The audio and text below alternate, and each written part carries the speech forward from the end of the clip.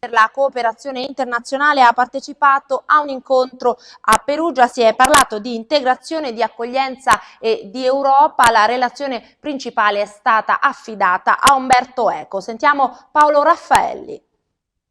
Nel pieno della peggior crisi politica ed economica dell'Unione Europea e mentre le primavere arabe diventano autunni e Gaza è insanguinata dalle stragi, il ministro per la cooperazione internazionale e l'Università per gli stranieri chiamano a convegno alla Sala dei Notari di Perugia i maggiori esperti tecnici, politici e culturali delle strategie di inclusione.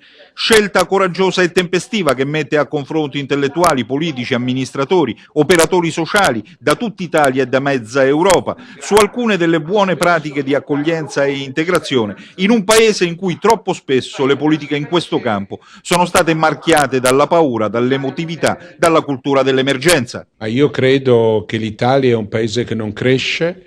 L'Italia ha bisogno di leggere il fenomeno delle migrazioni come una realtà costitutiva della sua crescita. Finora ha fatto molto la società, le imprese, le città, ha fatto molto la famiglia. Noi dobbiamo costruire una vera strategia di integrazione, perché questo paese deve crescere, è un appuntamento decisivo.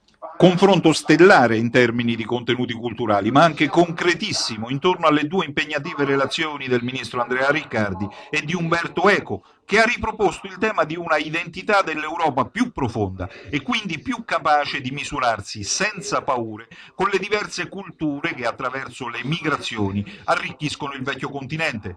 L'Europa è nata proprio come amalgama di culture diverse, quindi l'identità dell'Europa è un'identità di pluralità.